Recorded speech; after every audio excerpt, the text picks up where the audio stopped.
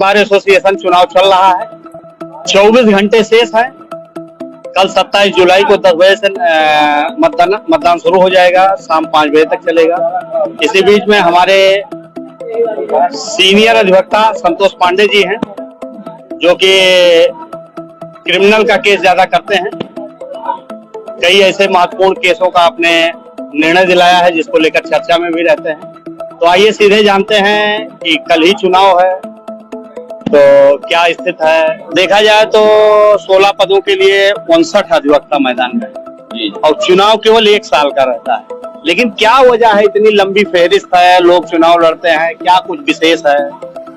देखिए, ऐसा है कि ये अधिवक्ता का एक अपना अलग संघ है और केवल अधिवक्ता ही वोट देता है।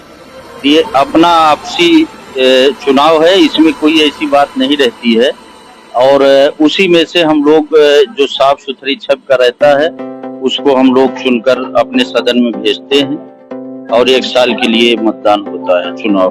तो देखा जाए तो पूरे प्रदेश में की बात हम करें तो अधिवक्ता संघ सबसे मजबूत संगठन है। अधिवक्ता और पत्रकार से जिला प्रशासन, पुलिस प्रशासन कुछ भय खाता है, डरता है।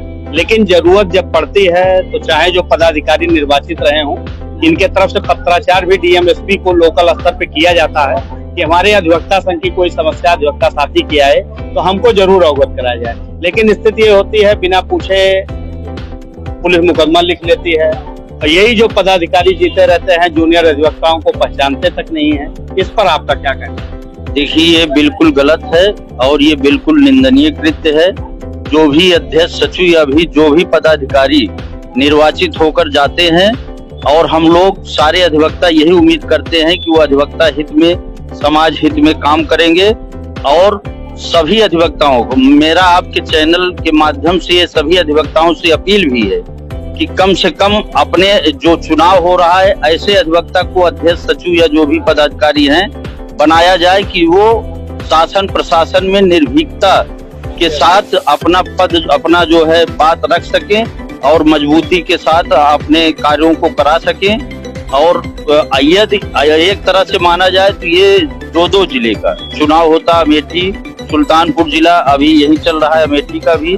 तो ये कोई राजनीतिक पद भले न हो, लेकिन जो राजनीतिक पद पर बैठे हुए हैं उनसे कहीं ज्यादा महत्वपूर्ण पद ये अध्यक्ष और सचिव का होता है।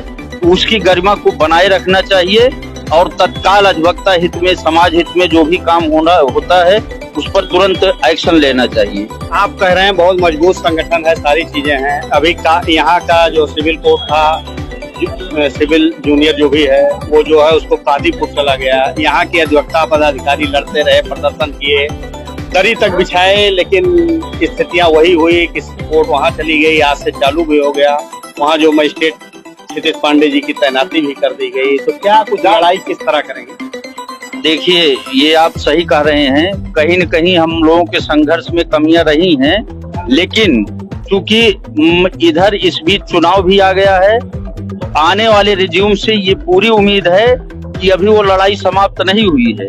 उस लड़ाई को मजबूती के साथ लड़ा जाएगा। और जो 5 थाने यहाँ सिविल कोर्ट सुल्तानपुर से कटकर कादीपुर जा रहे हैं, ठीक है, वो भी हमारे भाई हैं, उस पर हम नहीं जा रहे हैं। लेकिन वो जो प्रॉब्लम आएगी, अब जैसे मान लीजिए सेम डे डायरेक्शन में बेल है तो मुलजिम सरेंडर वहां करना पड़ेगा, सेशन में बेल डाल के वहां से यहाँ करना पड़ेगा, फिर आर्डर ले जाके बेल बांड वहां दाखिल करना पड़ेगा। ये व्यवहारिक रूप में ये असंभव है, कार्य करने में ये बहुत दिक्कतें आएंगी। तो जो नया अध्यक्ष, नया सचिव आएगा, हम लोगों की लड़ाई फिर से नए सिरे से जारी होगी। लड़ाई समाप्त नहीं हुई है, क्योंकि चुनाव चल रहा है, इसलिए चुनाव की वजह से कुछ दिन के लिए पोस्टपोन किया गया है।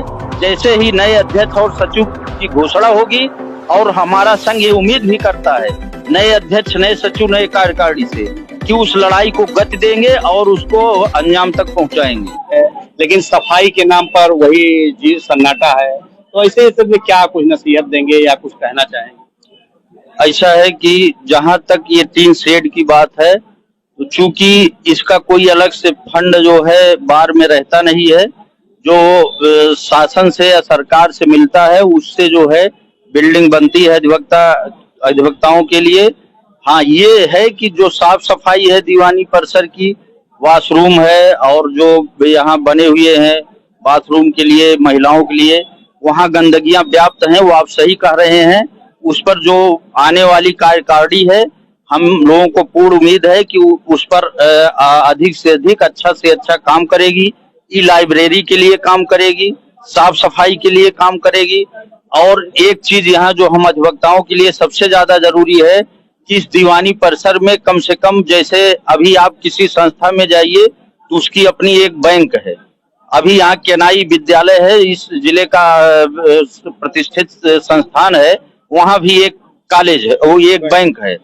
तो इस सिविल कोड के अंदर जैसे जिस तरह से डाकखाना है, मिनी डाकखाना, उसी तरह से एक ब्रांच बैंक की होनी चाहिए, एटीएम होना चाहिए।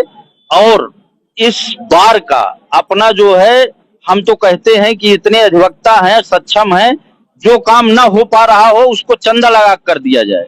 एक एम्बुलेंस खड़ी रहे, किसी को कोई आकस्मिक जरूरत पड़े तुरंत उसको दवा इलाज के लिए उपलब्ध रहे।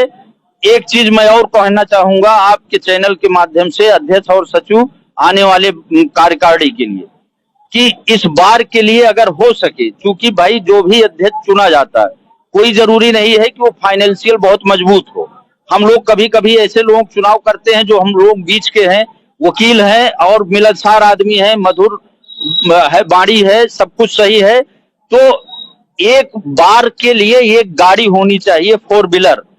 उसके लिए जैसे प्रतिनिधि मंडल जा रहा है, हम लोग जरूरत पड़ रही, प्रतिनिधि मंडल आप भेज रहे हैं लखनऊ, इलाहाबाद, तो बार के लिए जैसे आपका सीयूजी नंबर है, मोबाइल नंबर आप प्रयोग करते हैं, तो जो भी अध्यक्ष सचिव हो एक तरह से वो बार के यूज में रहे, सरकारी रहे।